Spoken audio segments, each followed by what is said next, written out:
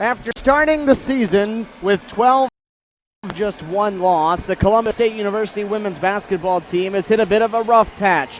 The Lady Cougars have dropped 3 of their last 4 contests, all 3 losses coming on the road, but tonight they return to the friendly confines of Herbert Green Court as they get set to take on the Saints of Flagler College. Good evening and welcome inside the Frank G. Lumpkin Center on the campus of Columbus State University. Stephen Williams here with you on Cougar Sports TV as we get set for Lady Cougar basketball. The Lady Cougars trying to get back on the right side of things after a very disappointing 55-51 loss for them on Sunday at Young Harris. They enter play today 13-4 overall, 7-3 in the Peach Belt Conference, sitting in second place inside the Peach Belt Conference's West Division. The opponent tonight is the Saints of Flagler College out of St. Augustine, Florida. The Saints 9-8 on the year, 5-5 in Peach Belt Conference play coming into tonight, sitting just behind a logjam of teams at the top spot. In the Eastern Division, they sit in 4th place currently as they come into play tonight. The Lady Cougars trying to go for a little piece of history tonight. A victory would be their 26th consecutive win on their home floor here in Columbus. That would tie the Peach Belt Conference home winning streak mark of 26 that was also set by this Columbus State program from 99 to 2001. So a chance at a little piece of history for the Lady Cougars tonight. We had a chance prior to tip-off to catch up with the boss of the Lady Cougars, head coach Jonathan Norton. Let's let you hear what Coach Norton had to say. Cougar head coach Jonathan Norton with us as we get set for Flagler here on a Wednesday night inside the Frank G. Lumpkin Center. Coach, obviously a bit of a disappointing Sunday for you up at Young Harris. Kind of take us through what you saw and what you saw Sunday in Harris. Yeah, it was, like you said, a disappointing performance. I thought we came out flat. Young Harris did a nice job playing physical with us. They were in a zone defense and it really just slowed us down. And we played second-guessing ourselves. We played slower than we'd like to do. And so therefore, we turned it over way too much against the zone. And therefore, we scored 51 points. And you're not going to win many conference games, especially on the road, only scoring 51. So we got to be much more efficient on the offensive end, and we've worked on that last couple of days in practice, showed them lots of film, and hopefully we'll learn from our mistakes. You look at some of the games that we've lost in the past 2 years, we've seen a lot of teams put that kind of a zone against us to try to take away that middle and what Michelle likes to do. How do you combat it? Well, you're exactly right. As I told them, you're going to see it. I mean, we're going to see more and more zone because they know that it's tough to match up with us man-to-man. There's just not many people who can guard Michelle one-on-one. So we have to do a better job of moving the basketball. We got to attack and transition. Our defense has got to be a little more pressure-oriented. Hopefully we can create some turnovers and get some easy buckets in transition. Even when the other team scores, we got to be able to attack and transition, swing the ball from side to side, try to spread their defense out, and then attack inside out of the zone and drive the gaps. As I've told Michelle and Gabby and Brittany, you can still drive it. You just got to guard one, and then you got to kick and then make the extra pass off the kick, and we'll get an open shot. But we just got to move the basketball a lot more and be in attack mode. This isn't a team that's particularly been a volume three-point shooting team, but right. You know that helps combat that zone look so much. How much do you try to emphasize maybe a little bit extra energy out there? Well, and we talked to our shooters about it. We only have 2 young ladies right now shooting over 30% from the 3. That's Brittany Tatum and Michelle Mitchell. And we need Erin Cochran, we need Bria Walker, we need Tatiana Wayne, we need Gabby. We need all of those folks to chip in and make a 3 here and there. And, you know, they don't have to go 5 for 8 from the 3, but if they could go 2 for 4 or 3 for 5 or 6, it does. It makes that zone stretch out a little bit more, and they have to play a little bit more honest. So we talked about getting in the gym, not just shooting, but shooting game shots, being fatigued, and getting lots of reps up to try to get back in a shooting rhythm so they're shooting confidently from the three-point line. Have you noticed a frustration level maybe that sets in with some of them when they do see that and constantly as a game like Sunday wears on you into that fourth quarter? We did Sunday, Steve, and I thought the more we got down the road and we struggled putting the ball in the hole, but then we just couldn't even get a good shot because we were making bad passes, errant passes, and so I thought there seemed to be a frustration level set in, and so that's what we talked about, just calm down. These are the things we've got to work on. They're easily fixed and repaired, and this is what we got to refocus on: moving the basketball, sharing the basketball, and then moving people and being able to catch and make a play, as opposed to getting down and having to run a set play every time. When we have to do that, and they have to rely on me to call a set play every possession, boy, you really have to shoot a very high percentage because you have less possessions. And we talked about creating more possessions via turnovers or offensive rebounds, and then in transition, just go make a play. Don't have to run a play all the time. All of last until about 2.5 weeks ago, you were looking at a team that had a pretty gaudy record, had the big bullseye on their back the whole time. Now that you've lost 3 out of 4 games, has it kind of taken that mentality away and has to force you all to maybe change up a little bit, or maybe it allows them to relax a little bit knowing that we're not the ones sitting at the top? Well, what we told ours is it's a 9-game season right now, regular season. All our goals are still ahead of us. We can't have any more slip-ups, and we've got to focus on each game. We got to bring the focus, the energy, and we got to know the game plan, and we got to execute it. And we just got to play at a breakneck speed as far as intensity is concerned on the defensive end, and where there's a pride, and we don't want to get scored on 2 times in a row. And so, yeah, I think we knew that the bullseye was on our back. Now I think that everybody in the league sees, maybe there's a chink in their armor, maybe there is. They do put their pants on one leg at a time like the rest of us, and so they have some confidence coming in, thinking they can compete. And I told them that ought to offend our team. It should be offensive that they think they can compete with us, and that's especially on our home court. And we got to protect our home court. Tonight we welcome in Flagler, an opponent that comes in with some new pieces, but you look at, they lost Mason out of the middle. We knew last year she was the one that you had to defend. You had to game plan around. How does it change now this year without her? Man, it's kind of, they replaced her with actually 2 or 3 big ones. But what they've done is they just spread the wealth. Everybody contributes. It's hard really to key on one person. Their leading scorer averages 13 a game, and they've got several from 8, 9, 10. So everybody can make a shot from the perimeter. They're still big and physical inside, and they're going to pound it in there a lot. So we got to be sound defensively in the paint.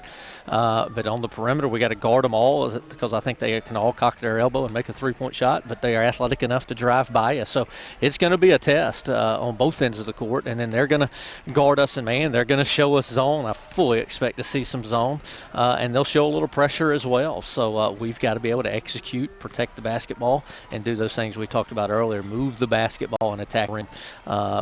We've seen some patterns in those 4 losses where we're not the aggressor. We're not getting to the free throw line enough. We're turning the ball over way too much. We've given up way too many threes in those 4 losses, and we haven't shot the ball well. So we know the things that we got to do different to make sure we give ourselves a chance to win tonight. Obviously, they're not looking to come in here in a track meet. They want to slow it down, the opposite of what you want to do. So how important is pace from right at the start? I think it's real important. And again, we don't want to score 100. Well, we would take that, obviously. But, we don't want to go up and down just nonstop. But we've got to just keep pressure on their defense and attacking the rim and keep the ball movement. It can't get stagnant. And we can't get into a chess match where we're playing one play at a time and limit possessions. So, yeah, I expect them to play some zone. They're going to pound it into the paint and go to their strengths with their physical post players. So that pace from the get-go, we got to let them know we're going to guard them and we're going to pressure them. We're going to try to blow things up with some traps on ball screens and stuff, and see if we can't create some turnovers and some energy and some transition. Last one before we wrap up. Tonight, a victory in this building would tie the Peach Belt Conference record for most consecutive home victories at 26. What is it about playing in this building and this environment that has allowed you all to have success? Well, and we haven't even talked about that as a team, other than we just always say you got to win at home, you got to protect your home court. And I think the environment, it's the same probably everywhere. You're sleeping in your own bed, your schedule's the same. You got friends and family in the stands, and we do get a good home crowd. Our cheerleaders, they have an army over there on the baseline along with our dance team. The pep band is awesome when they're here. And then we also have the Winbrook Whoopers who are loud, and it's just a good environment. And we seem to perform well when we're at home, and hopefully we'll continue to do so tonight. Well, Coach, we'll look for number 26. Best of luck. Thanks, Stephen. For Columbus State, back into the win column tonight. It was a very frustrating performance for Jonathan Norton's group on Sunday. A game that was supposed to be played on Saturday, but snow forced them to play on Sunday instead up there in the Young Harris Mountains. But it was a difficult performance of any other. And now today's starting lineups first for the visiting Saints of Flagler College. And one post feet tall, the junior from Claremont, Florida, number 41, Letitia Spates. At forward, 5'11", a sophomore from Longwood, Florida, number 33, Tiffany Hodge. And now the guards, a 5'4" senior from Madison, Alabama, number 4, Deasia Campbell. A 5'4" sophomore from Clearwater, Florida, number 1, Alex Alford. And a 5'7" senior from Decatur, Alabama, number 22, Tiasha Ray. The head coach of the Saints is Erica Lane Montgomery, assisted by Joe Harding and Dana Wheeler.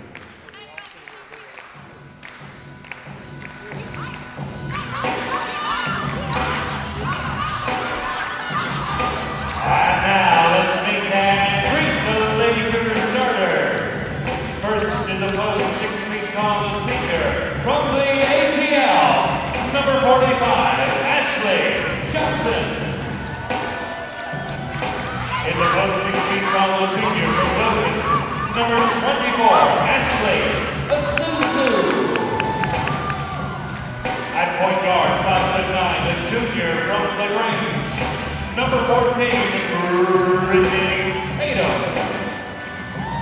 At one guard, 5'5", a junior from Mobile, number 4, Gabby Williams.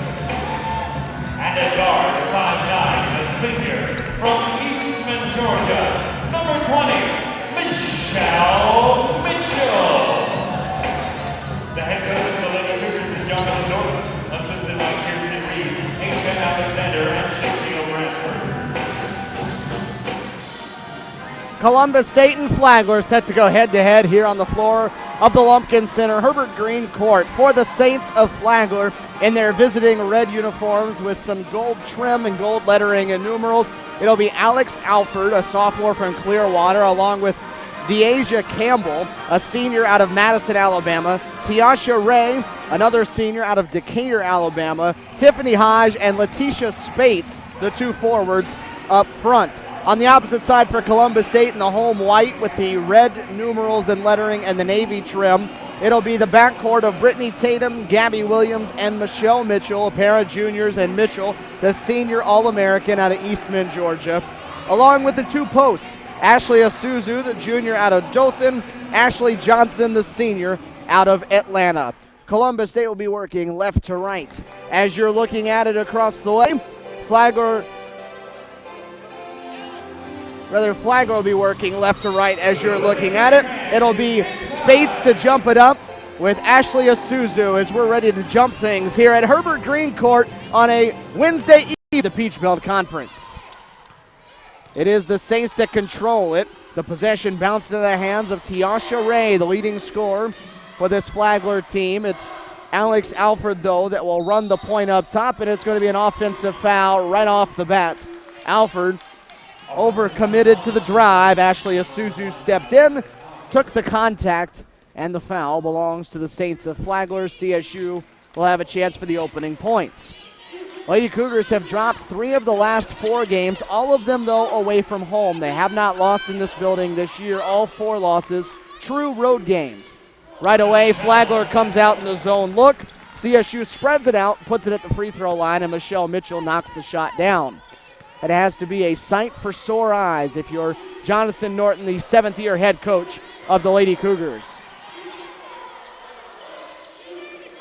10th all-time meeting as Mitchell is going to come away with a steal on a fast break. Poked it away on the pass intended for Ray, and Michelle with back-to-back baskets. 10th all-time meeting between the two programs. Flagler joining the Peach Belt Conference back in 2009-2010.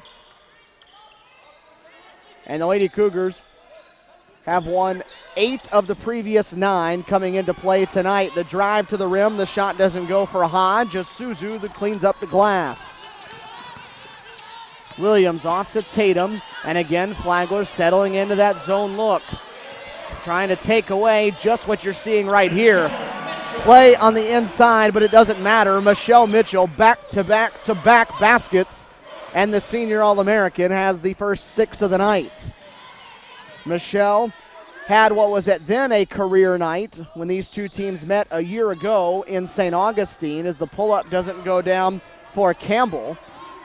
Mitchell that night went for 32 points in a CSU victory as the Lady Cougars won 65-58 down in St. Augustine. Underneath Isuzu, the kick out for Johnson, and that ball is through the hands of Ashley. And it will be Flagler basketball at midcourt. So a CSU turnover sends it the other way. Of course, that would not be Michelle's career high for long as she got into the month of February and then ended up dropping 42 points and a huge victory for them up in Morrow at Clayton State. Michelle on her way to co-Peach Belt Conference Player of the Year honors and Southeast Region Player of the Year honors. And then the All-American selection. That was Ray on the miss from 3. Mitchell 6, Flagler 0. 2.5 minutes gone by. They get it to Michelle right side. Again, working it around the perimeter of this zone. The key is to get it right there. And then Michelle threw a pass wildly without turning around to look for it. And the ball was thrown out of bounds. So it'll belong to Flagler again after another CSU turnover. Lady Cougars come in 7-3 in Peach Belt Conference play. Most years that would have them pretty close to first place. They're 3 games back, though, because the Lakers up there at Clayton State are a perfect 10-0 in Peach Belt Conference play at the moment. And a traveling violation after Mitchell grabbed the rebound in traffic, turns it over and gives it back. Flagler 0 for 4 from the field already tonight. CSU a perfect 3 for 3, but they've turned it over 3 times. Columbus State, though, 3 games back of Clayton State and first place in the Western Division of the Peach Belt Conference. Even more important as Spates misses. Even more important this year because the number 1 seed out of the Peach Belt Conference Western Division will host the Peach Belt Conference semifinals and finals, assuming they're in it, as Brittany Tatum gets the layup and the foul. So Clayton State has positioned itself well with 9 games to go to be hosting when we get to that first weekend in March.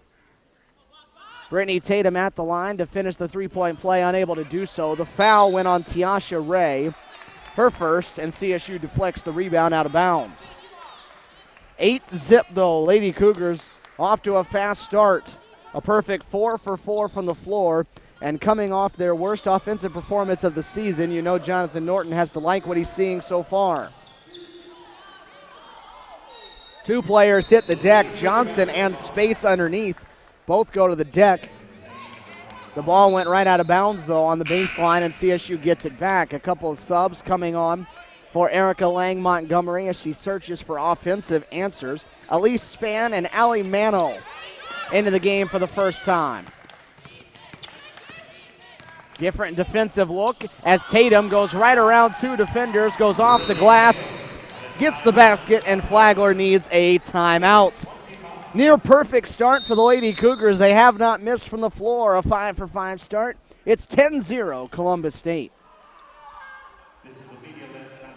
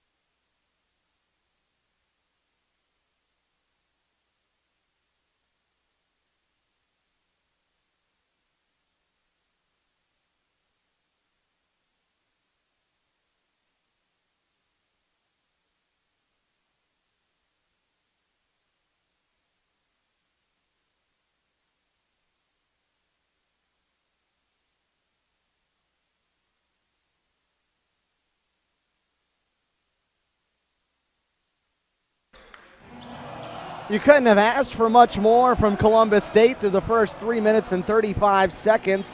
The Lady Cougars come out and go a perfect 5 for 5 from the floor.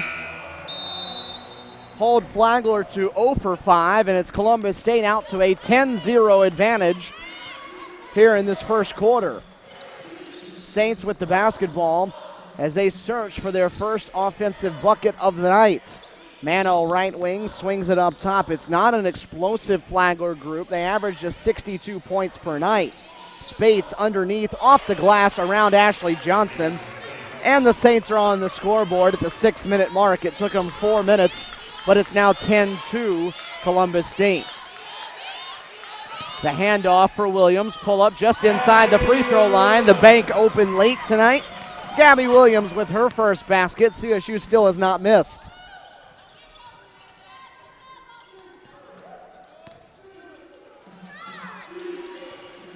Jonathan Norton said in pregame, it starts on this end of the court right here. It's all about continually providing pressure, not allowing anything easy, and using the defense to spur the offense, as Michelle Mitchell called for the foul. The first against Columbus State on the night, and it's going to send Tiasha Ray to the free throw line. Ray, the senior out of Decatur, Alabama, leads the way for the Saints. 12.3 points per game for Ray. Averaging 5.5 rebounds as well. She leads the team in total rebounds, but not in rebounding average. That belongs to Tisha Spates. Ray able to connect on both. A good free throw shooter, knocks them down at a 75% rate. Nearing the midway point here in quarter number 1 on Cougar Sports TV. Columbus State looking for its 14th victory of the season and its 26th consecutive at home. Up by 8. Mitchell off glass again, this time falling left, and Michelle is 4 for 4. She has 8. CSU 7 for 7.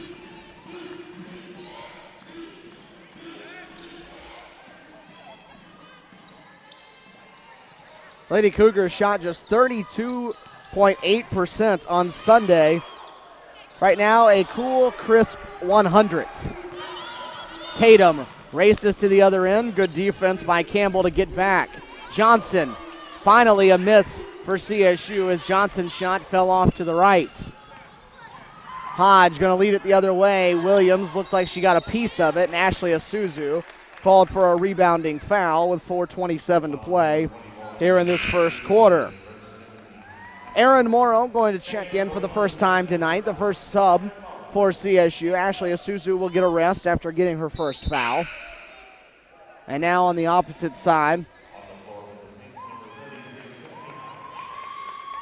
Tiffany Hodge going to come in for the Saints.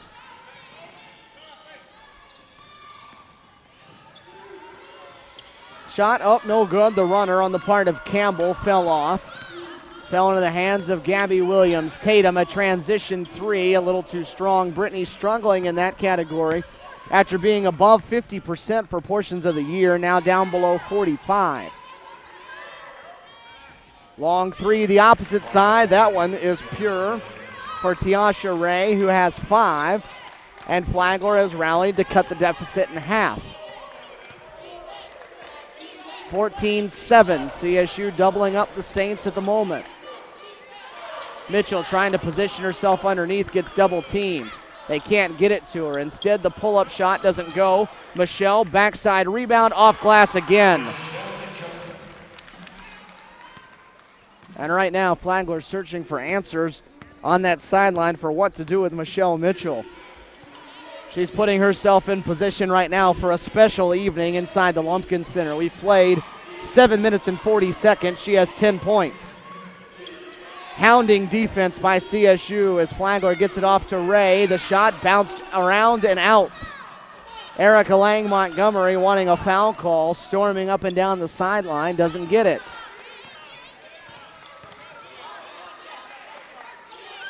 Still asking for the foul as the referees talk to her on the side. Mitchell gets it at the free throw line, and a foul coming up against Flagler's Elise Spann.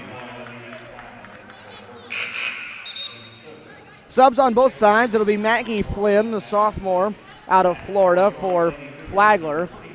For Columbus State, Bria Walker and Alexis Woods getting their first run of things here with just under 3 to go in quarter number 1.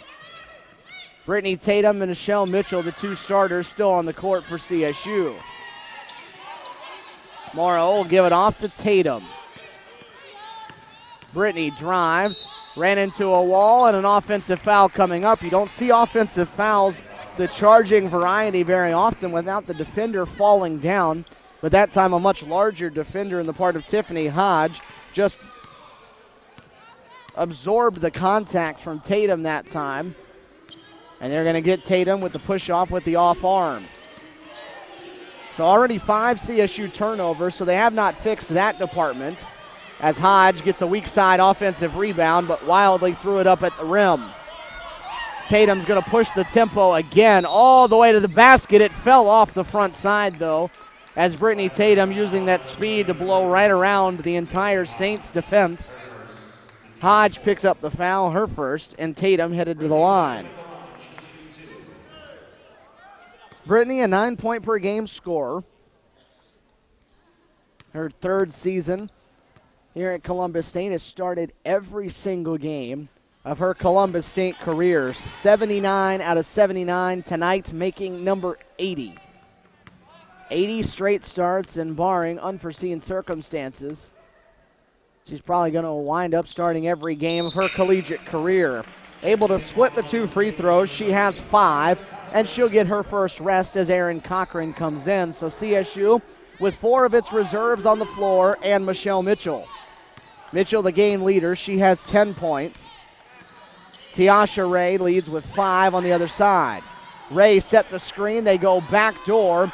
Good pass underneath looking for Hodge, but Hodge missed the shot. There's a good look by Mano on the backdoor cut, as Mitchell's going to pull up for a long 2, and Michelle, a step inside the arc, was a little too strong. Ray feeds Hodge underneath basket and the foul. Alexis Woods called for the harm, and Hodge with a chance for a 3-point play. Spates will come back in for Flagler as Ray will sit down. Another Saint set to check in, but it would be for Hodge should she make this free throw. Hodge off the back iron, and Spates had her hands on it, but knocked out of her hands as she fell to the floor. CSU really didn't pursue that rebound with a lot of aggressiveness, but they come away with it nonetheless. 1:30 to go in the opening quarter. CSU by 8. Mitchell wanted it on the left block, didn't get it. Walker tries for 3. Good box out by Mano, and all by herself is Campbell to grab the board. Campbell will push to a 15-foot jump shot. Cochran grabs the rebound. It's loose on the floor, though, and Aaron comes out with numbers. 3 Flagler defenders trailing. Cochran, the pull-up, buried it. Aaron grabbed the rebound, ran to the other end before the defense could get set. Back to a 10-point game. CSU has led by double digits for a good portion of this first half. This matches the largest lead, though. They've never been able to get it beyond 10. A step through on the part that time of Flynn. The shot didn't go, and a rebounding foul will send it the opposite direction. The foul was on Flynn, knocking Alexis Woods to the floor, and it's going to put Columbus State into the bonus.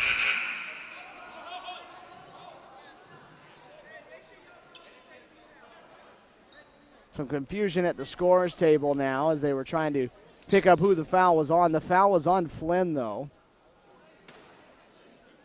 There was a foul on the play. It's on Flagler, number 14. And now some confusion about subs. Subs should not have been let in the game at that point. So a little bit of confusion happening here at Herbert Green Court as they try to get it settled. 41.2 seconds to go, though. 5th team foul on Flagler. The new rules will put CSU into the bonus as Alexis Woods, the senior from right here in Columbus, able to knock the first down. Subs on both sides again. Alex Alford returns for Flagler. Christina Bogarski in for the first time for Flagler. Tatiana Wayne in for the first time for Columbus State, and Ashley Isuzu back on the floor for the Lady Cougars as well. 35 seconds to go in this opening quarter. 10 seconds separate the shot clock from the game clock. Flynn, the left wing three, the bank open again. Not the way she wanted to put it in as she shakes her head coming back to the other end. But the three-pointer counts nonetheless.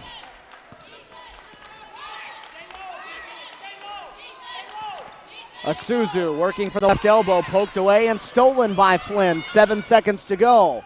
Quickly up the floor, Mano. Back to Flynn. Flynn's going to have to put it up in a hurry. Isuzu blocked the shot, and that will send us to the end of quarter number one.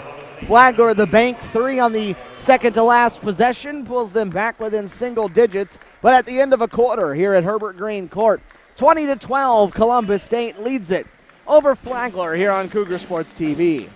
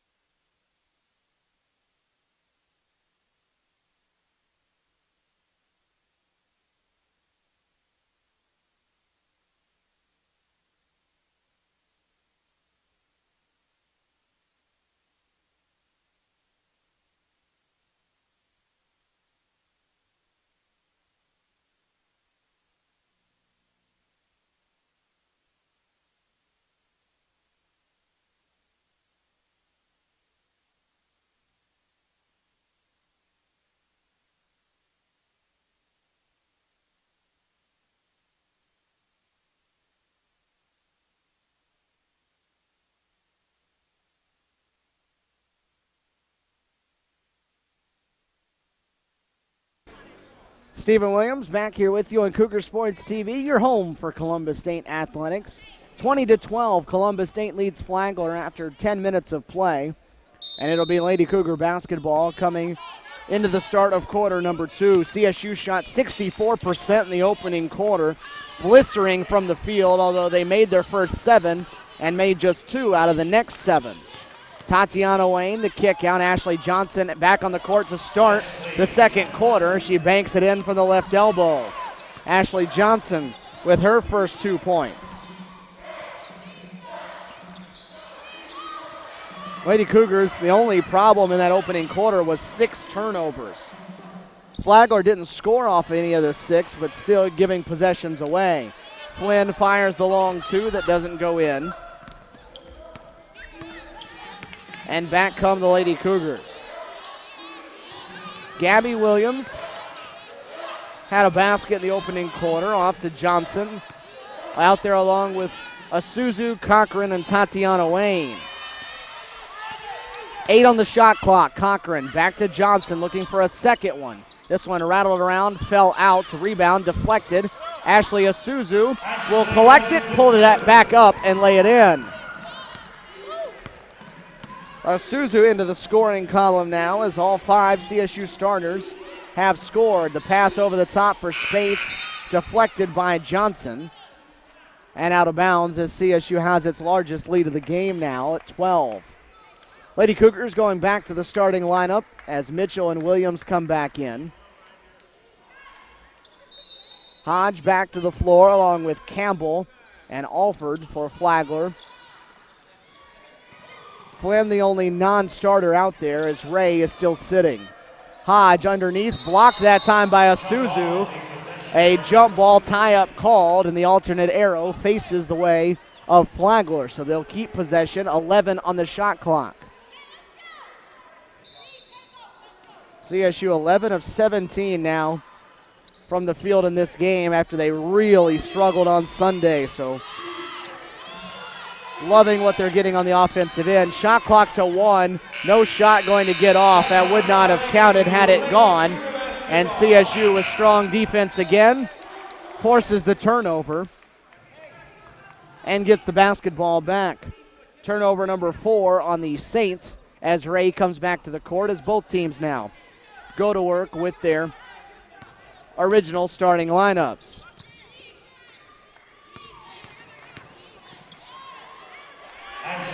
Isuzu underneath again as the two Ashleys have gone to work here in quarter number 2. They have all 6, and CSU out to a 6-0 start to quarter number 2.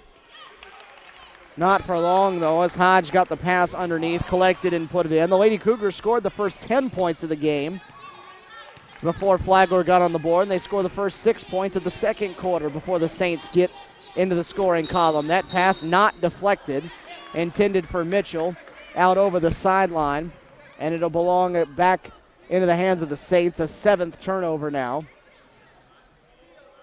Committed by CSU. They committed 23 of them on Sunday. That combined with a really poor shooting performance and some timely good shooting from beyond the arc for the Mountain Lions of Young Harris resulted in Columbus State's 4th loss of the season. Spates, right elbow, works it now to the left, and they swing it back up top for Alford. Steps inside the arc and missed everything on its way out of bounds. So Flagler's tough shooting day continues. 5 for 22 are the Saints in this one. That is an ice-cold 23%. Mitchell forced to come get it a long way from the basket, working on Ray. The two leading scorers going head-to-head. Michelle leaves it for Ashley Johnson. The drive to the rim left it short. Ray, they'll push the tempo without numbers. The pull-up from 12 feet is good. Tiasha Ray with 7.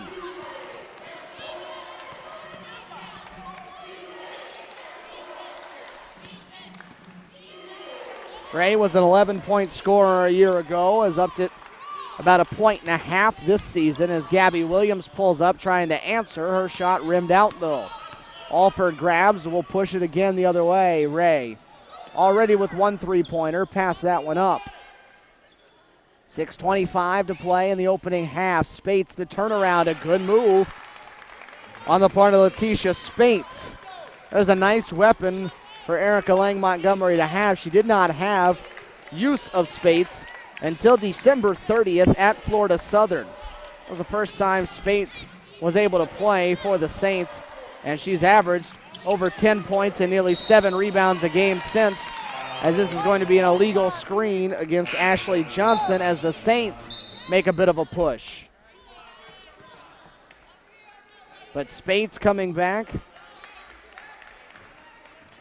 and able to play for Flagler has been a nice lift and has become their 3rd leading scorer. And you could easily look down and say the fact that they have really turned things around here of late has a lot to do with having her able and a weapon underneath. The pass intended for Spann was not caught cleanly and thrown away. Gabby Williams the steal, leads it the other way. Johnson too strong in transition off the glass, and Ray has it on the floor. That's Bria Walker coming back in the Cougars. Gabby Williams will sit. Columbus State has had a tendency this season to get off to outstanding starts in the opening quarter and then go cold.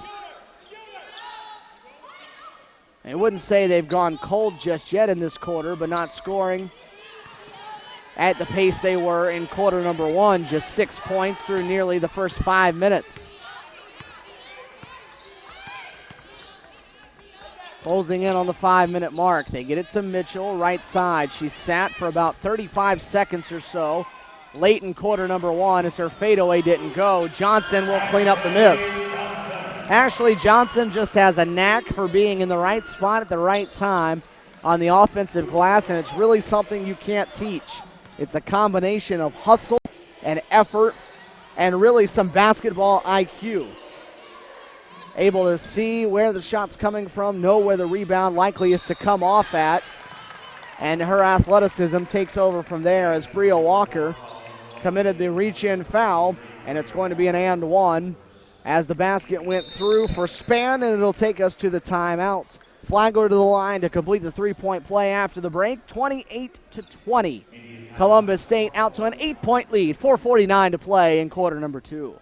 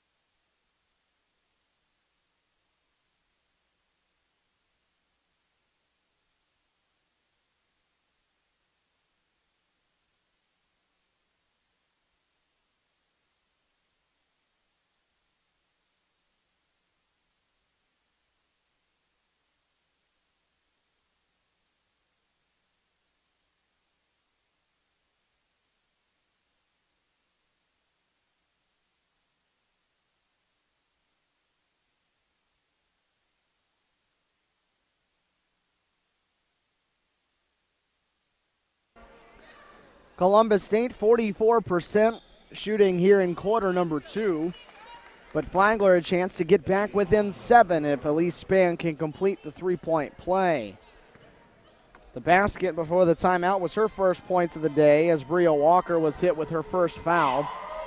CSU has committed the only 2 fouls of the quarter as Mitchell reaches up to grab her 5th rebound off the miss. Michelle has 7 double-doubles this season, all of them of the 20 and 10 variety. On pace for another one tonight. 10 points, all in the first quarter.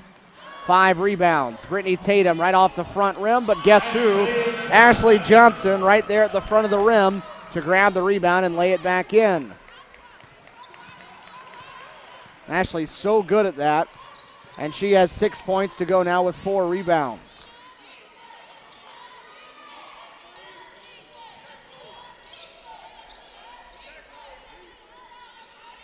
Ray, left wing 3.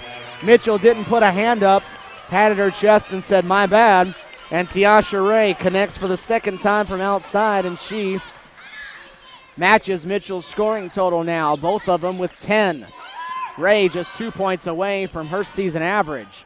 Mitchell right to the rim, didn't get the shot to go. CSU again on the offensive glass is going to get a third chance at it. The kick out, Walker from Tatum. Off the back rim, Asuzu uses her athleticism to get around Spates, but couldn't corral it. Campbell races it to the other end. Spann pump fakes and drives past a couple defenders. Back out for Spates, back to Spann, and that one's way short. I don't know if Tatum got a piece of it or not, but it came up about 2 feet short. And now Jonathan Norton saying, let's slow it up just a little bit, get a set and a play we want here with 3 minutes to go in this first half.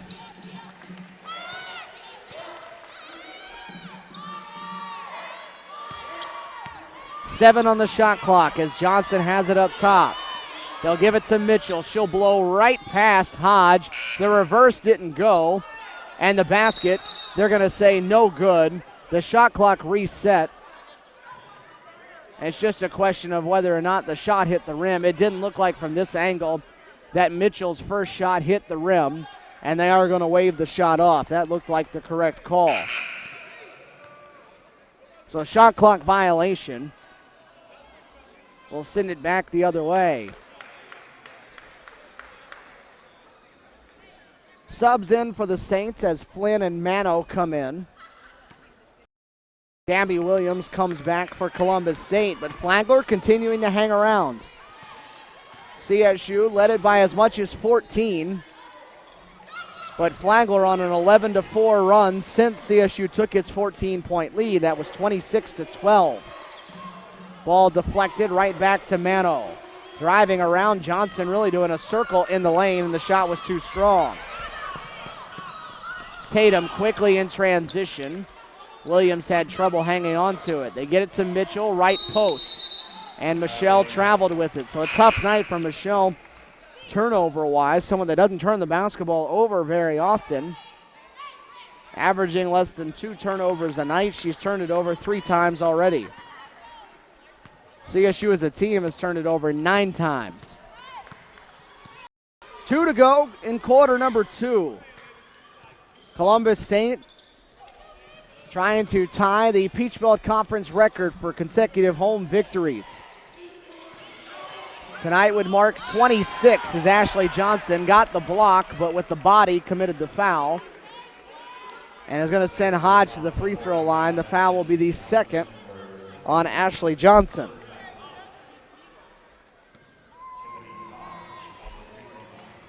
So Hodge to the line, the sophomore out of Longwood, Florida.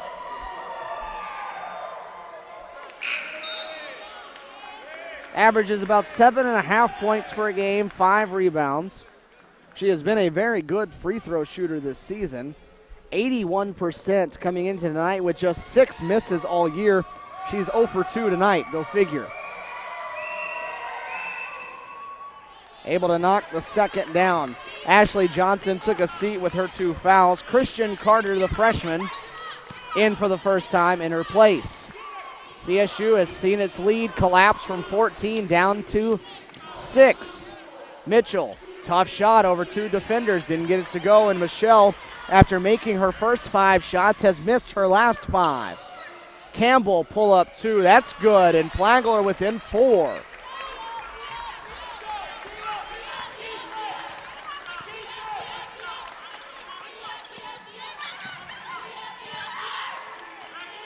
It is now a 14-4 run for the Saints as Gabby Williams goes off the window, knocks down her second basket of the game, and Jonathan Norton is going to take his first time out of the contest with 68 seconds to play in this first half. CSU really cooling off, though. They shot 64% in the first quarter, making 9 of 14 shots. They're just 6 for 17 in this second quarter, though, as they've dropped below 50% for the game. The Lady Cougars do not shoot it at a blistering pace as far as the team goes for the season. They shoot it at just over 40% for the year as a team.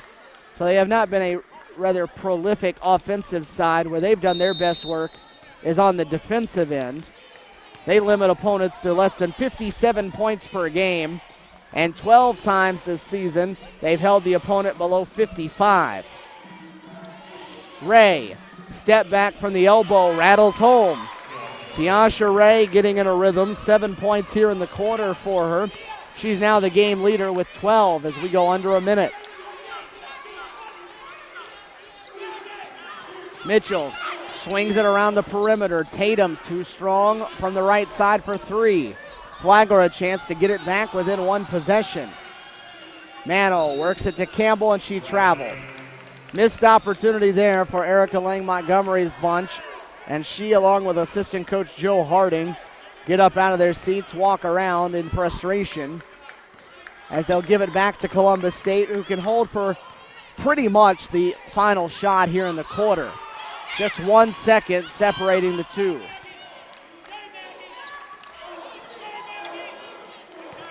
CSU has watched its lead, though, and they're going to turn it over again. They've watched their lead go from 14-4 and could be even smaller as Carter traveled with it. The 10th turnover committed by CSU.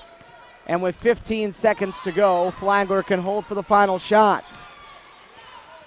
Gabby Williams on the kickball as the pass was intended for Hodge, but the Saints have chipped this one all the way down to 4.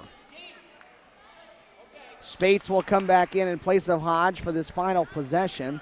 The Saints have not been within 4 since this game was 4-0.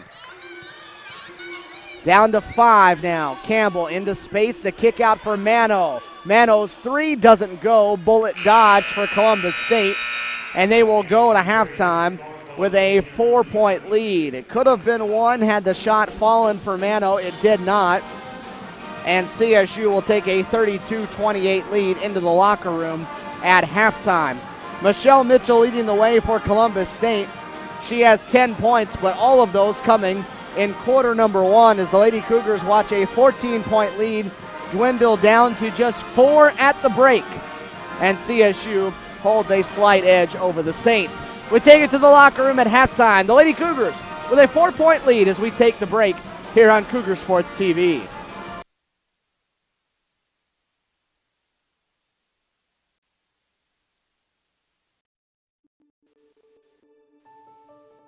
If you're, everything can be possible.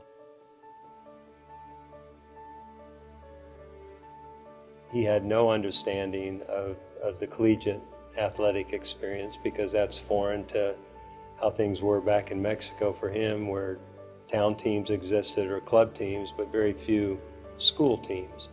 And when he found out he had to be a student here, in that very first conversation, Julio says to me, "One of these days, I'm coming to Manchester and I'm going to play on your team." And that was 14 years ago. And here we are today. And every time I talk about it or think about it, I get chills.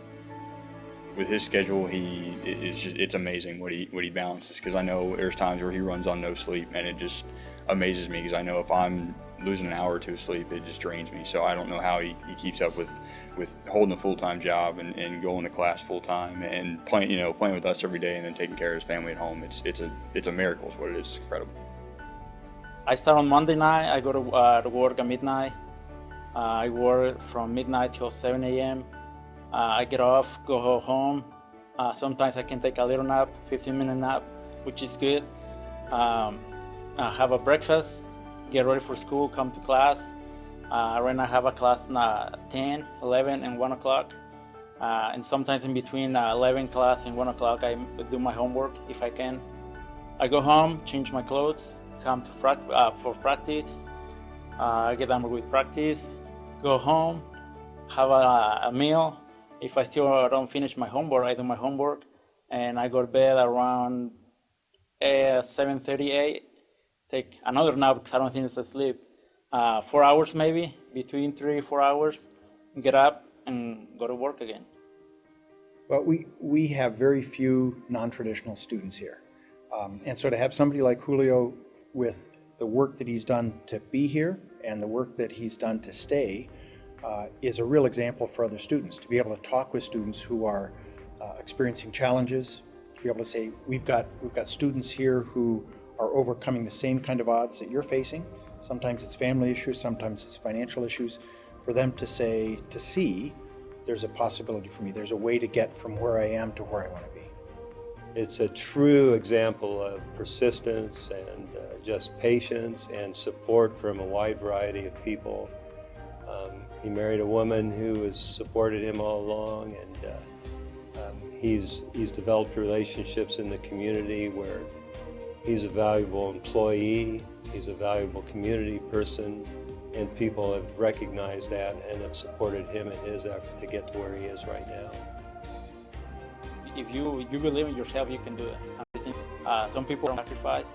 Just push yourself and you can do it. And it's not gonna be for the rest of your life. So maybe you can push yourself for those 4 years, and then you can get I'm pretty sure you get paid off for your extra effort that you did.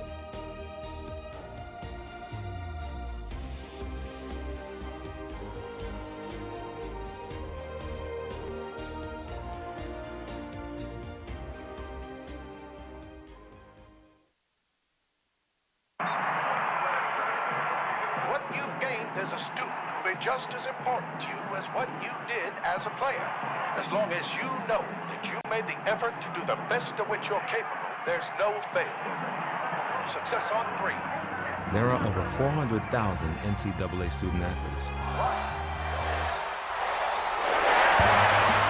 And just about all of us will be going pro in something other than sports. Probably when I was about in junior year, my junior and senior year was mostly the time where coaches were like, this girl is solid gold. I work hard, I can run the floor, I can shoot, so everybody's like, this girl, work with her some, she'll be able to do a lot of good things with her. Ashley Johnson came to my attention back in last fall.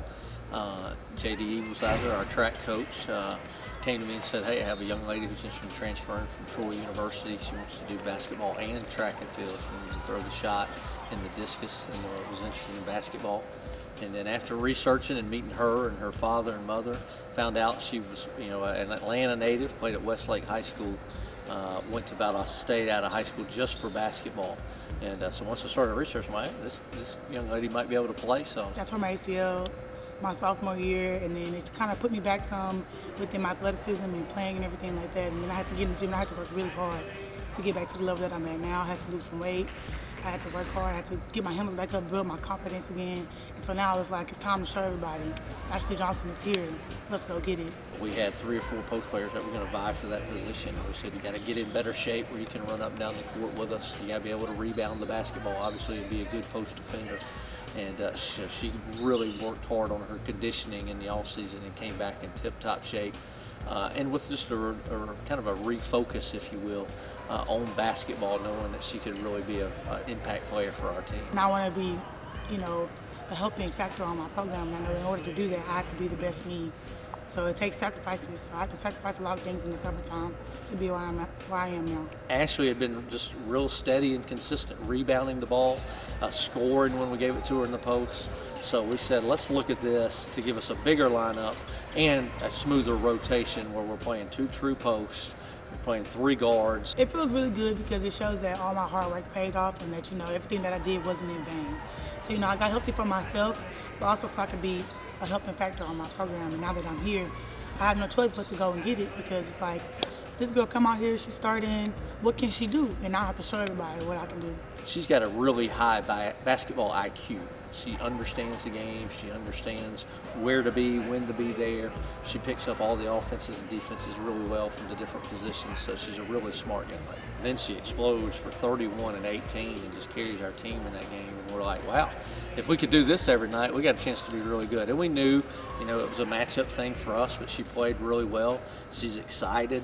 If we can keep her out of foul trouble, she's got a chance to go for a double-double just about every night. Well, to be honest, I didn't even know. I remember being in the first quarter and I looked up and I was like, man, I got like 7 and 9. What's going on here? I got 9 and 7, And then I realized that, if I'm getting the ball, I have to put the ball in the hoop. And like I was telling the newspaper, Michelle was hurt and everybody's always depending on Michelle. She's the leading scorer. She's the All-American. But it's like we have other people on our team who can score points, who can get rebounds. And that was my night to show them. And I'm glad that, my teammates got me the ball and knew that I had the hot hand that night and were willing to sacrifice their score points so that I could get some buckets myself. Everybody gets their chance, and that was my night. We want our team to be a big family, and we want to play hard, we want to work hard, we want to have success, but we also want them to enjoy their experience, and Ashley Johnson does that. I like to go out there and I like to have fun. I'm not the type to be like, oh, it's a basketball game, let's be serious. It's like, no, we're playing basketball. Let's have fun. If we do something silly, we can laugh, we can giggle, and we can still get the job done, A regional university earning lots of national attention, Columbus State University now attracts students from every county in Georgia. And with more than $60 million worth of campus upgrades, record enrollment, phenomenal community support, and unprecedented opportunities for students, it's easy to see why. At Columbus State, it's about you, your future, your creativity, your success. See why more and more students are making Columbus State University their first choice. Going back on the way we played this fall and the way the 2 weeks of preseason practice being, I think our bread and butter is going to be the defensive side and a lot of short game. At least that's what we've worked on. We scored a lot of runs in the fall. That's kind of going to be our bread and butter, and we got 4 brand new pitchers, and we're doing something new with those guys, and we're getting them to throw lots of strikes and let our defense work. So I think a little different than maybe years past, but more defensive and small ball oriented. I think we'll be pretty good. We have a strong offense and a very strong defense, so as long as we put both those together, we should be pretty solid.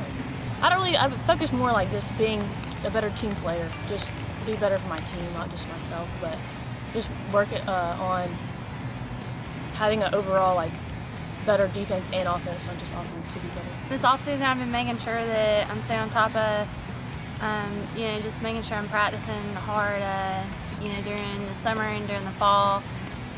Just taking my time, getting the extra cuts in, stuff like that, keeping my team up to standards and all that. All 4 seniors I'm expecting all 4 to have really big years. Last year, Kayla Boone had a good year.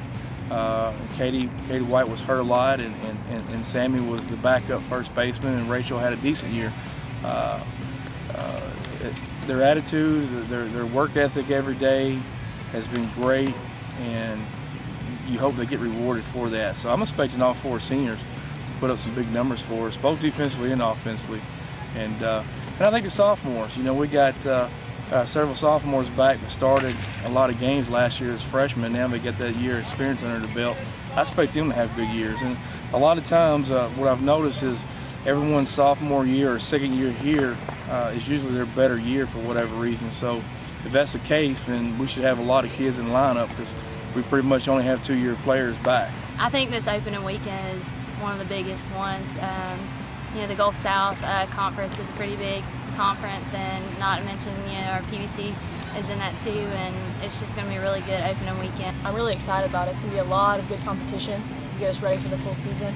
So I'm really excited to see all the good pitching and hitting. We set our goals at championships. We always say we want to be in position to win a conference championship and get in a position to win the region championship. That's kind of something we do talk about, but for us, it's always been playing our style of softball and understanding what our process is, and that's about being tough. It's about being gritty. It's about finding ways to win and finding ways to be successful throughout each game and throughout each week, and those kind of things. That's what I judge it on. That's what I want to see. If we play that style and we get to that personality, then the wins and losses take care of itself. And this is probably a little arrogant, but we have yet to lose a Peach Belt tournament game when it came single elimination tournament. We were 3-0 and won the first two. The third one, we were 2-0, and we had the rain out with North Georgia, and they got the victory because they outplayed us in the regular season, had the highest seed. So we're 8-0 in that tournament. I know last year we didn't make it, but we still didn't take a loss. We wasn't there, so I guess there's a good and bad out of that. But let's get back to that conference tournament, understanding we don't lose in that tournament. That tournament belongs to what we want to do, and which is win that, and that's what I'm anxious to see. And we're going to get back in it this year, and we'll get back in it. We're going to go over there. We're going to ride 3 games like we have been the last 2 or 3 times we were over there, and the rest of the year take care of itself.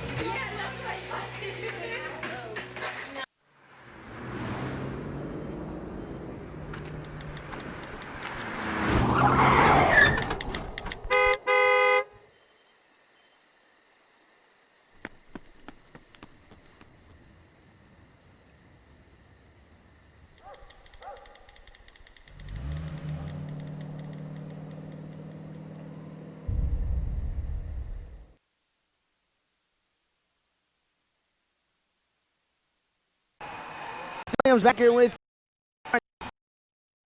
right now. It looks like a very close competitive game, and it is just that, but it has not been that throughout the duration of this. Columbus led it by as much as 14 midway through that second quarter. They had a 26 to advantage. The math for yourself. The rest of the round as Flagler went a 16-6 run to close the half as CSU cooled off after shooting 64% in half number 1. The Lady Cougars finished at just 47% from the field as they made just 6 field goals in 18 attempts in quarter number 2. The Lady Cougars are 0 for 5 from the three-point line and are just 2 for 5 from the free throw line. And that was another spot Jonathan Norton talked about in pregame. We have not been getting to the foul line enough, and they're not doing it tonight. Flagler was 36% in the first half, but that is well up from the 22% they were at one point. They are 3 of 5 from beyond the arc, and they made 3 of the 6 free throws. CSU's big advantage has been on the glass, where they have out-rebounded the Saints 26-15, but it'll be Flagler with the opening possession as we get things rolling here in quarter number 3. CSU with its starting lineup of Williams, Mitchell, Tatum, Johnson, and Isuzu in white. Flagler with its starting 5 of Alford, along with Campbell, Spates, Ray, and Hodge. Spates underneath the kick out for Ray. She is the game leader at the moment with 12 points.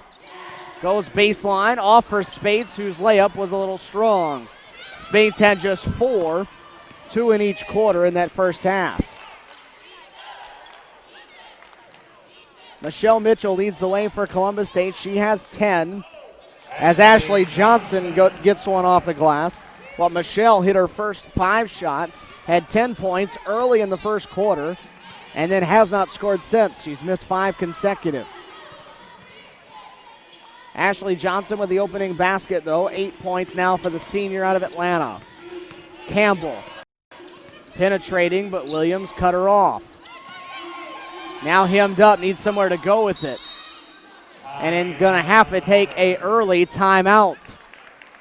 We'll see if that one proves costly in what's a close game right now. So an early timeout for the Saints. 8:54 to play. Columbus State has extended its lead out to 6.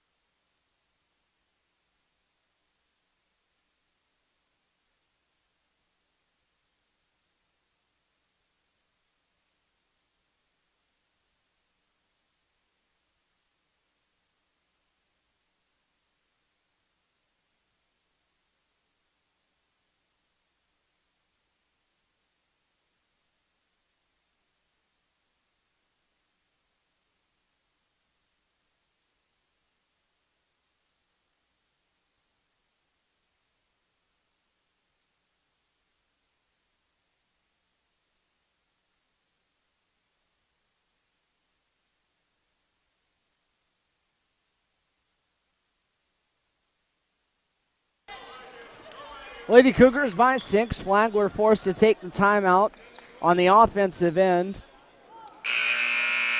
And now with just 7 on the shot clock, it'll be Ray that will inbound it from the sideline. Into Campbell, who has to work quickly with it. Probes inside, and a late whistle coming up as the shot was really long. The foul coming up against Gabby Williams is going to be her first. Foul's not really a factor in this one. The only one that picked up more than 1 in the first half was Ashley Johnson, and she picked up 2. Deasia Campbell at the free throw line, the senior out of Madison, Alabama. Second leading scorer for this Flagler squad, 11.5 points per game. Second on the team in assists as well. Listed at just 5'4", able to split the 2 free throws. She has just 3 points so far.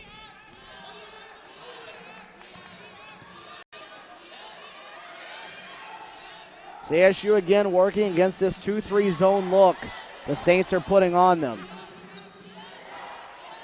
Trying to work offensively against it, and a blocking foul on the baseline coming up is a Suzu.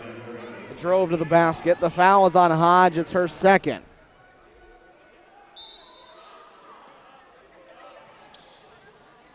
On the inbounds, they get it to Williams, left corner. Pump fake, the blow by. The shot didn't go. Bodies hitting the floor, and Ashley Isuzu trying to save it, but threw it into the hands of Alford. Alford trying to go coast to coast. The finger roll goes, and Flagler has it down to a 1-possession game. 34-31. Johnson underneath, short-armed it. Good fight by Ashley, though. Saves it on the baseline, and they'll reset the shot clock for CSU. It's as close as it's been since Columbus State scored the first 10 points of the game. It was the opening minute when it was this close. Mitchell's turnaround off the front rim. That's 6 straight misses for Michelle. And Flagler a chance to get within 1 or tie. They go to Spates, working on Johnson. The turnaround is good. Letitia Spates, a handful underneath. She doesn't move quick. Moves methodically, but with a purpose. Down to 1 is the Lady Cougar lead.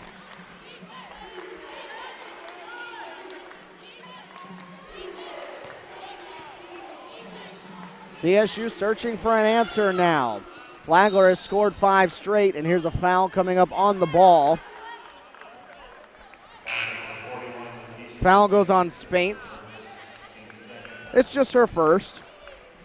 2 now on the Saints here in this third quarter. 7:06 to go. As Spates will get a rest, Spann comes back in. Mitchell off the inbounds. Pulls up from inside the free throw line. And Michelle finally able to get one to fall for the first time since quarter number 1.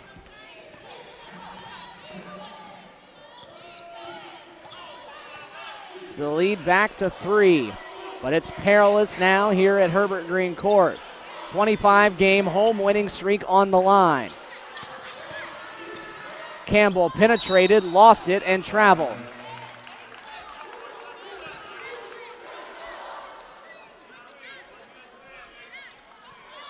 So the Lady Cougars able to get a stop. You heard Jonathan Norton in pregame if you were with us, as that one was thrown right off the leg of Brittany Tatum.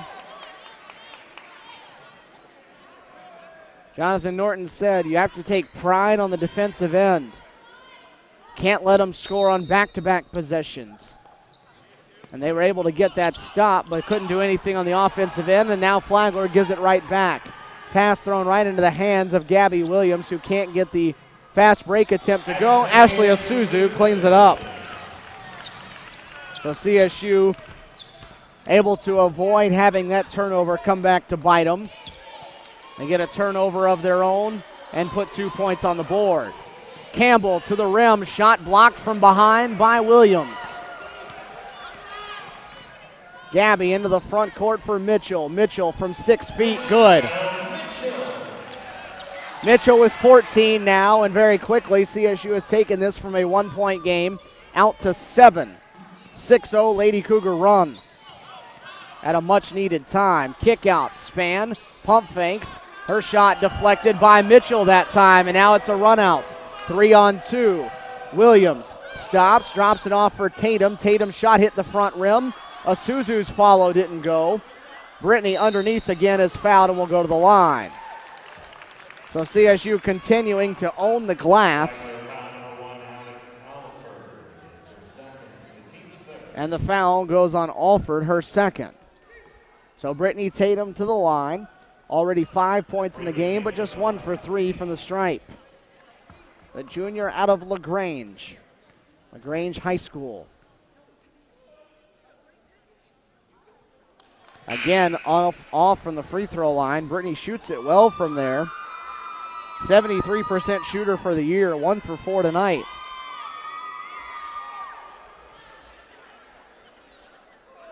Gabby Williams, Ashley Isuzu will sit. Tatiana Wayne and Erin Morrow back in for Columbus State. Letitia Spates comes back in for Flagler as Tatum able to get the second. Tatum and Mitchell went for 15 points of CSU's 20 in the opening quarter. That duo did not score a point in the second. They give Ray the ability to drive right, and she goes all the way to the rack and goes off the window. Ray's first points of the quarter. She has 14. Wayne drives in, too strong. Rebound loose on the floor. Ashley Johnson diving after it, and a kickball against Flagler will give it to CSU. They're going to say laying on the ground. The Saints got a foot on it. So Columbus State will get it back as they continue to control the rebounding department. Skip pass for Tatum. Doesn't take the shot. The defender backs off. Brittany will take it this time, and it goes right through the heart. And it's 9 for Tatum. Right back to a 9-point game. That has to be a little discouraging if you're Flagler because you had everything going for you and had gotten within 1. Too strong was Campbell. Mitchell the rebound. Penetrates. Tatum had a chance for a second straight. Instead, she'll drive. Morrow wide open. Bank. It's good, and it forces a Flagler timeout. Flagler banked one home in quarter number 2. CSU returns the favor in the third, and Erica Lang Montgomery needs a timeout. CSU on a 13-2 run. Lady Cougars out to a 12-point lead with 4:28 to play here in the third.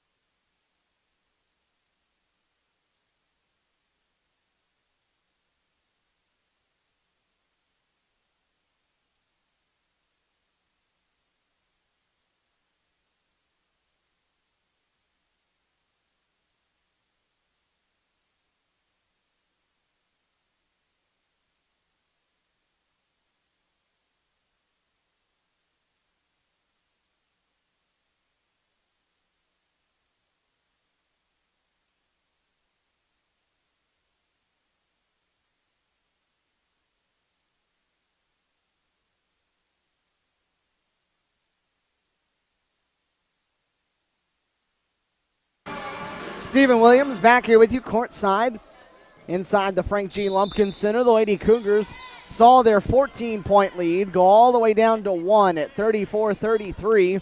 You look up now after a 13-2 run, and it's right back to 12, 47-35 as Columbus State hot shooting here in the third quarter. They're 6 for 13, but they've knocked down both three-point attempts. And now are doubling up the Saints in rebounds. 36-18, Columbus State crushing Flagler in that category as Ashley Johnson's into double figures and CSU has matched its largest lead. These two teams came in on the opposite ends of the spectrum in rebounding in the Peach Belt Conference as Wayne on the floor gets the steal. CSU came in as the best rebounding team in the conference, out-rebounding opponents by 7 per game. Flagler the worst, as they were being out-rebounded by better than 2 per game. And tonight, getting out-rebounded by a lot more than 2. The shot by Wayne did not go, deflected out of bounds by Flagler, though, and CSU will have a chance to go for its largest lead of the game. 3:38 to play in the third quarter. Flynn back in for the Saints. Shot clock didn't reset, so 12 with Tatum working on the left side. Morrow sets the high screen. Mitchell will try a right wing 3, and Michelle had it roll out. Rebound pulled down by Ray. Michelle doesn't take many, but she shoots it well, as Ray is going to head to the free throw line. Erin Morrow called for her first foul. Just the second foul of the quarter committed by CSU. Again, fouls not playing much of a role in this one. Tiasha Ray tied for the game lead prior to these free throws. She has 14 points, already above her season average, and gets the friendly roll.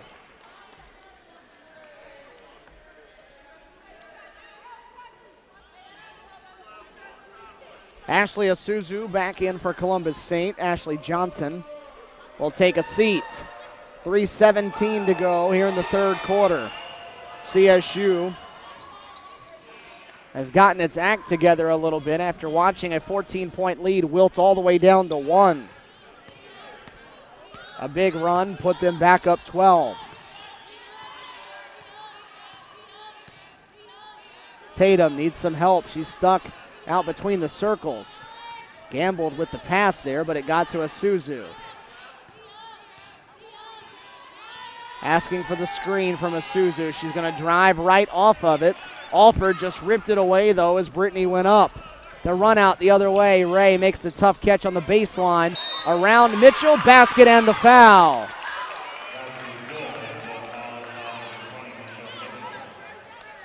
Ray fired up as she got the basket and the foul. That's 18 now for the senior. And she has a chance to duck this one back inside single digits. The foul on Mitchell is her second. Ray's high for the year is 24. Came a couple of weeks ago against Georgia Southwestern. She's staring that one right in the eye now as she has 19. Still a ton of time to go. CSU's lead cut down by 5. It's at 9. Flagler with the last 5 points, all by Ray. Mitchell will pull up over Hodge. The shot was short, but I think they're going to say Hodge caught her on the arm. The foul is on Hodge. It's her third. And Michelle Mitchell headed to the line for 2 shots. Michelle has not been to the line tonight. CSU's been there 7 times as a group.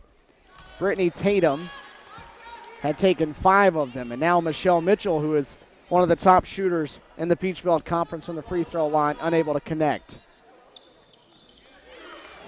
So CSU struggling from the stripe in its limited opportunities, just 4 for 9 on the Lady Cougars. And they did not shoot it well from the line the last time they were in this building when Lander was here last Tuesday night. Lady Cougars were 19 of 32 that night. And now traveling called on the baseline. Hodge turns it over. Flagler going to put some pressure on in the backcourt with 2:15 to go. CSU no issue though. Lady Cougars again, a victory tonight would equal the largest home winning streak in Peach Belt Conference history. Isuzu threw it away on the baseline though. Ray the other way, stops. Mitchell right there with her. And Mitchell, not wanting to commit a third foul, allows Ray to lay it in for her 21st points of the night. CSU ran off 26 straight from 1999 to 2001. That was when longtime head coach and CSU Hall of Famer Jay Sparks was patrolling the CSU sidelines. And Jay in the building tonight. Had a chance to speak with him prior to tip-off tonight. Always good to see him around. And back in the building, sitting on the baseline, watching this one. Now the athletic director at the Brookstone School here in Columbus. Ashley Isuzu with the bucket there as she inches closer to double figures. The shot up and no good for Mandy Koski, who's just into the game. We'll send it the other way. Mitchell, coast to coast, will get the easy lay-in. 8th bucket of the night for Mitchell in 15 tries, and she's just 2 rebounds away from a double-double. Over the top going for Koski. The pass too strong, hit off of Isuzu, though, and out of bounds. Cochran and Johnson back in for CSU as Tatum and Isuzu will sit. Mitchell will also sit as Wayne comes back to the court. Alford coming back in, as is Flynn and Spates for Flagler. Spates off the inbounds from the free throw line, too short. Cochran the rebound, and she's going to push it the other way. CSU really trying to push the tempo when the numbers are there. Ashley Johnson again on the glass, puts it back up and in. Johnson 12 and 6 now. Hodge, a straight on 3, that's short. Rebound controlled by Spates. Lost it on the way up though, but it was last touched by the Lady Cougars.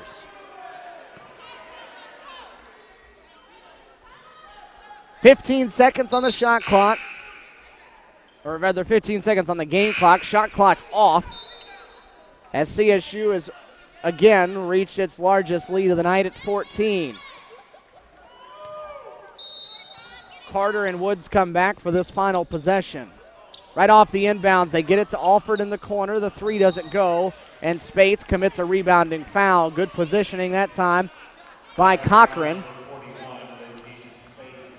The foul on Spates is going to be her second, and it's the 5th of the quarter on Flagler. So Aaron Cochran's actually going to get to go to the other end of the court and shoot 2 free throws. Aaron Cochran at the free throw line, she'll shoot 1-1. 2 shots. Cochran 14 of 20 for the season. Breaks down to 70%. And another good free throw shooter that's not knocking them down. That is 3 really good free throw shooters CSU has sent to the line tonight. And none of them have been able to knock both shots down. Cochran, like the others, split the 2. 15 points the lead, though. Flagler with a chance for the last shot. Largest lead of the night for the Lady Cougars. Alford drops it off for Spates. Spates doesn't see the clock, doesn't get the shot off, and that will end quarter number 3. CSU puts up 25 points in quarter number 3. They watch their lead dwindle all the way down to 1, but they stretch it back to 15, and they will take a 57-42 lead into quarter number 4 here on Cougar Sports TV.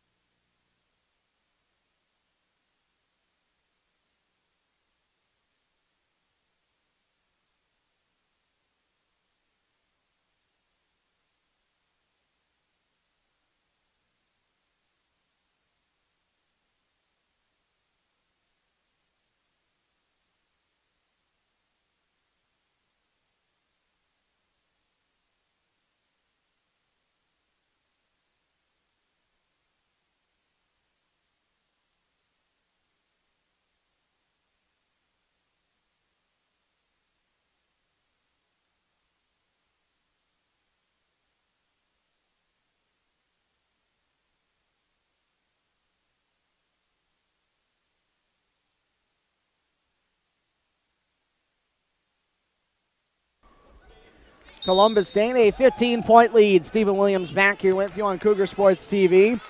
First of our doubleheader here on this Wednesday evening of Peach Belt Conference action. Gabby Williams off the initial possession for Columbus State, doesn't get the shot to go, and Flagler wants to push the tempo.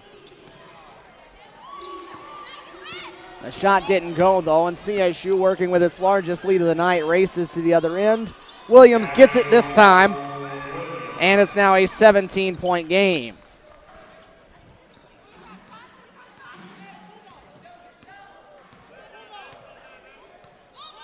Lady Cougars seem to have weathered the storm from Flagler, who had it at 34-33, trailing by just one. But CSU went on a 13-2 run and has now stretched it out to 17 points as Hodge is headed to the free throw line. Christian Carter on the foul, her first.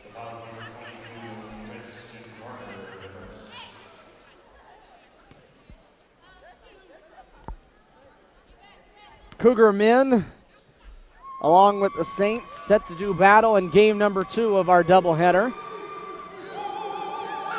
Robert Moore's bunch picked up a huge victory on Sunday at Young Harris, so while it was disappointing on the part of these Lady Cougars, it was a big-time win for Robert Moore's bunch, who had not won in Young Harris in 3 previous tries. Able to come from down 11 in the second half to pick up a huge victory, not only as a come-from-behind win, but also because Young Harris is leading the Peach Belt Conference Western Division. They had a 2-game lead going into that one. CSU cut it down to just 1. So Robert Moore's group will take the floor at the conclusion of this one. Flagler still down 15. Hodge drives right around to Zuzu, but stopped, and the hesitation probably forced that one away. Hodge looked like if she'd have just kept going up with it, it'd been fine, but she's tried to stop and draw some contact and then was way too strong. Mitchell's turnaround fell off the backside, deflected into the hands of Hodge. CSU with a pair of 20-point quarters tonight. They would have loved a 20-point outburst at Young Harris on Sunday when they went for just 51. But back at home, friendly confines of the Lumpkin Center, trying to match a Peach Belt Conference record. Flynn drives between two. 2 bodies hit the floor, and a foul coming up against Gabby Williams. Span back in for Hodge for Erica Lang Montgomery.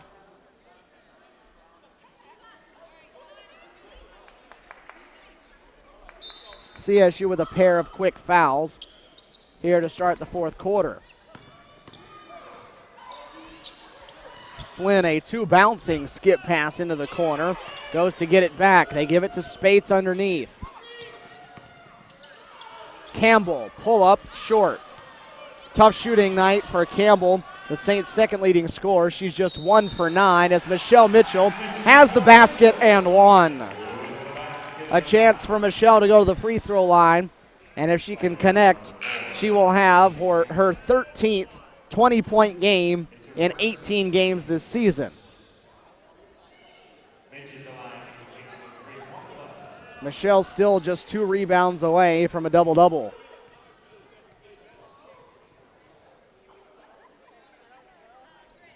And Michelle, again, unable to get the shot to go. And Ashley Johnson, with a smile on her face, knew that she committed the foul there. It'll be her 3rd, so Michelle still a point away from 20. You start to really take for granted what Michelle has done here in the last 2 years because you watch it on a nightly basis. And it becomes really easy to undervalue the kind of year and a half that she's put together in a Columbus State uniform. Spates underneath, a reaching foul on the part of Johnson, and that's going to be Ashley's 4th now as she picks up a pair in a matter of about 10 seconds. Michelle last season, though, averaged just a tick over 20 points per game as Ashley will go sit in favor of Erin Morrow. Was the Peach Belt Conference Co-Player of the Year, the Southeast Region Player of the Year, the All-American, set all of the scoring records in a single season for Columbus State. The field goal record, the scoring record, the total points record.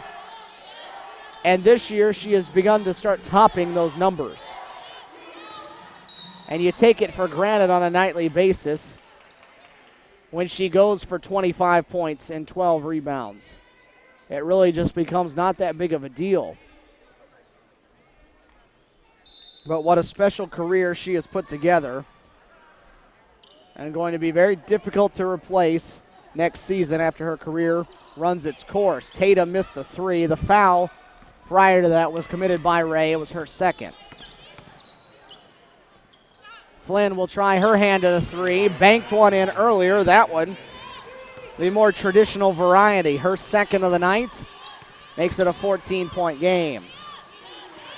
Cochran over the top of the press will answer with a three of her own. Flynn didn't get back, and Aaron Cochran knocks down the three. Give her 6. 10 points off the bench tonight for Columbus State. The other 54 coming out of the starting lineup. And all 5 starters with at least 6. Flynn trying for 2 in a row. That one just a little too strong as the rebound tapped to Isuzu. What a night Ashley's having on the glass. That was rebound number 16. Her career high is 20. They give it to Ashley underneath. The pull-up shot, a line drive goes through. And Ashley with a double-double. That's 10 points, 16 rebounds for the junior out of Dothan. Flynn to the rack this time, up and around Aaron Morrow. Flynn with 8. Came in averaging just 2.6 points per night, and it only hit 5 threes all year. So having a huge night here in Columbus by her standards. Mitchell's turnaround doesn't go. And kind of an exasperated look from Michelle, who's missed more shots tonight than she would like. Flynn for a third. That one this time a little short. CSU's rebounding edge is 47-26 right now, as Tatum was headed back to the free throw line. Brittany a chance to put herself in double figures. She needs just one of these two as Ray commits her third foul.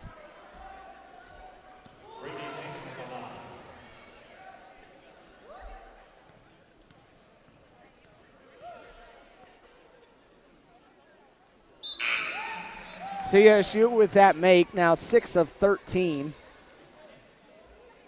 from the free throw line tonight, so that is not going to be one in the checkbox of things that went right. Just about everything else, though, CSU has done well. They're shooting 48%. They haven't shot the three particularly well, but they have in the second half. They're crushing Flagler on the glass. They put 3 players in double figures in scoring. They've limited their turnovers after halftime. They committed 10 in the first half, just 4 here in the second. So really, all in all, this is the rebound performance Jonathan Norton was looking for. Underneath, the pass thrown away, and CSU will get it back. 13th turnover on the night by the Saints, and our final media timeout. 4:56 to play here in Columbus. Lady Cougars cruising out to their largest lead at the moment, 68-49, CSU by 19.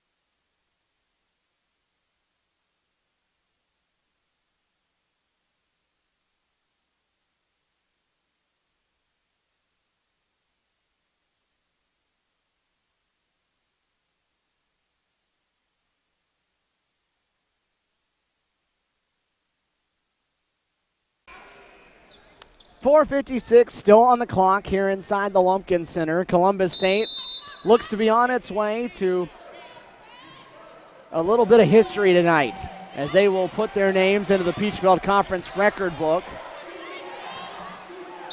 And it will be of a tying variety, at least for now. as CSU turns it over at the midcourt stripe, working against Flagler's full court press. Tonight will mark home victory number 26 in a row for the Lady Cougars, matching their own mark that they set back in 1999 to 2001. And they'll have a chance to break that, and it will be in what is arguably the biggest game of the season so far for CSU coming up a week from tonight. Mitchell, after the turnover, another and one coming up for Michelle Mitchell, who now does cross the 20-point barrier. Foul was on Koski, her first. But a week from tonight, it will be Columbus State and Clayton State doing battle for the first time this season. Those two will play twice as they do every year, but both of those matchups coming in February. A week from tonight, and then the very last game of the regular season. Southwestern trying to replay. Allie Mano drains the three from the left wing off pass. Mitchell, the kick out for Morrow. Off quarter goes. Tatum now with 13.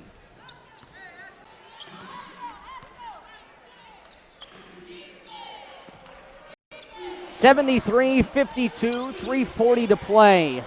CSU looking for victory number 14 as Carter wrestles it away. It's a run out to the opposite end. Aaron Morrow all alone gets the easy left-handed layup.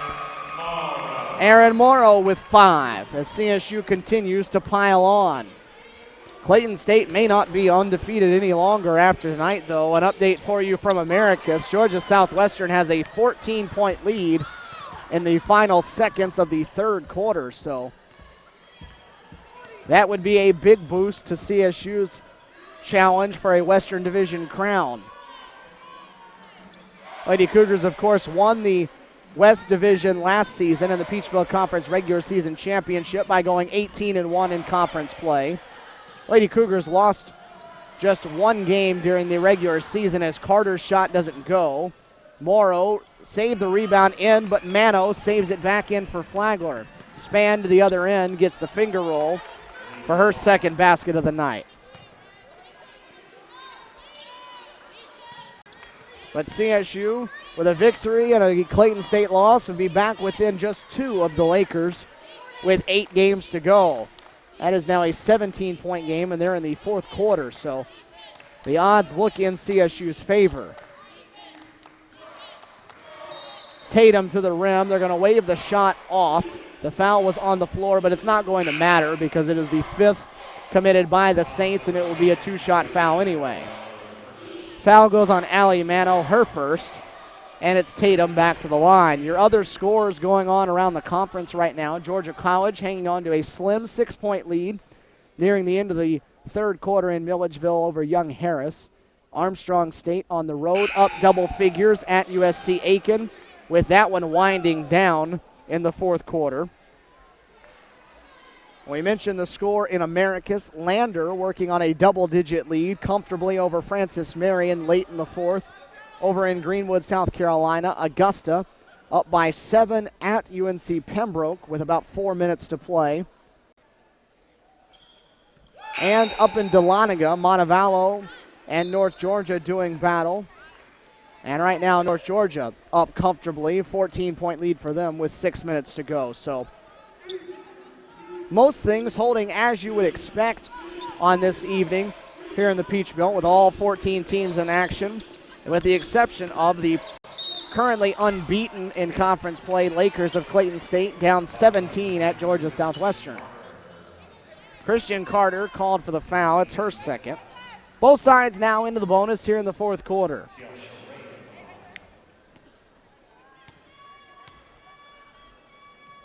So it's going to send Ray to the free throw line. Ray is having an outstanding night, but hasn't really found a running mate offensively. She was the game leader for most of the night. Michelle Mitchell is now the game leader. But Ray, with this free throw, has now matched Michelle's output. Both players with 22, although Michelle probably done for the night with 2 minutes to go. CSU doesn't have an incredibly large wealth of players on the bench that dress. They have just 11 on the roster, so it's tough when you get into games late that are blowouts to get all of your starters off the floor. Only 6 reserve bodies to choose from, and some of them get tired. The foul was committed by Alford, her third, and it's going to send Tatiana Wayne to the line to try to get in the scoring column. Thus the reason you see Gabby Williams out there at the moment, although Bria Walker taking the warm-up shirt off is going to get Gabby with 1:53 to go. Now on the opposite side, first time checking in on the night, it is Kathleen Casey, 6'3" sophomore out of Johnson City, Tennessee. Transfer from Lees McRae. And we're slowly subbing one by one here in this one as Koski comes back in, and Ray's going to sit. Her night likely done with 22 points. 2 shy of her season high. Wayne back to the stripe where CSU is 10 for 18, now 11 for 19 for the night. Tatiana on the board. That makes 9 of 11 Lady Cougars that have played have scored. Flynn's pull-up doesn't go. Koski, the offensive rebound. That is a rarity tonight for Flagler, as that one is deflected and turned over. Wayne gets the steal. CSU doesn't have numbers. They'll shoot anyway. And Cochran's shot fell off the front rim. Christian Carter with a good play. Hustling on the baseline. Deflected it off of the Saints. Jasmine Celestin also in the game for the first time now for Flagler as they empty their bench. Bria Walker, long 3 off the inbounds. The shot was long as well. Underneath, they drop it to Carter. Carter had her shot deflected. Morrow's left wing 3, nearly banked home a second one. She liked it so much the first time, she went for it again. And CSU commits a rebounding foul with 75 seconds to play. Carter the foul, her third. Again, you'll have about 20 minutes between games to grab a snack, grab a beverage, and hop back in the chair before we do this again. Cougar men and Flagler going head-to-head about 25 minutes or so after this one concludes. So go ahead and make your plans for whatever you've got to do in the next few minutes, as that free throw was a long way off the mark for Celestin.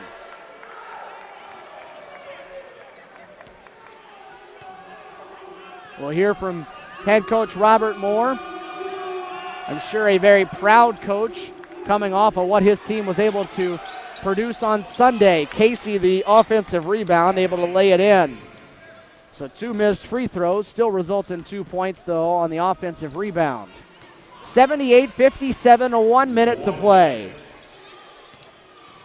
Carter looking for her first points. The kick out turned it over. Flynn the steal. Celestin running out to her left. Deflected right back to Flynn, and Cochran blocked it. Christian Carter the other way, stops, and she will get the lay-in. Carter with the lay-in.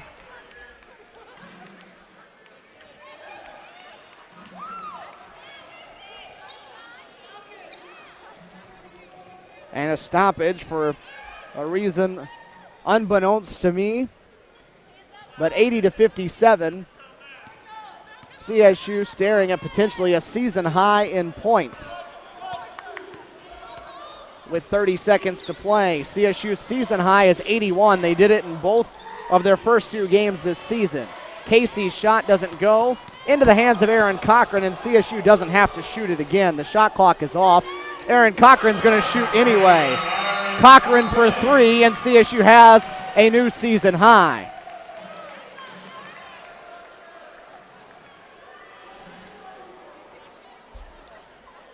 So Aaron Cochran up to 9 points now. And CSU's lead is 26 as they close out. Victory number 14 on the season.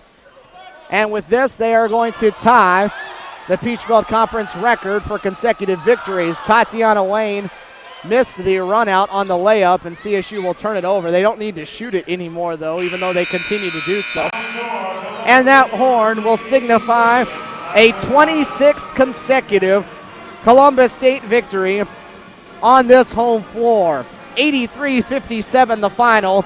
The Lady Cougars victorious here on this Wednesday evening. A new season high, so 3 nights after they go for a season low in scoring, they go for a season high on their home court and defeat Flagler in the process. 83-57, the Lady Cougars win it. Michelle Mitchell, her 13th 20-point outing of the season. She leads with 22 points and 8 rebounds. 15 for Brittany Tatum, 12 for Ashley Johnson, 10 for Ashley Isuzu, as 4 of the 5 Lady Cougar starters get into double figures. 10 of 11 Lady Cougars get into the scoring column on the night. On the opposite side, Tiasha Ray comes up 2 points shy of her season high. She finishes with 22, the only Saint in double figures. Lady Cougars will now turn their attentions to Georgia Southwestern on Saturday. That game scheduled for 2:30 from Americus, Georgia, as the Lady Cougars will try to pick up the season sweep of the Lady Canes down in Americus. We're about 25 minutes or so from tip-off inside the Lumpkin Center for game number 2 of our doubleheader. That one will come your way right here on Cougar Sports TV from Herbert Green Court. We'll take about a 15 to 20-minute break. We'll come back. We'll hear from head coach Robert Moore and your second game of action from the Lumpkin Center. A matter of minutes away. Game number 1 goes the way of Columbus State. 83-57, the Lady Cougars win it.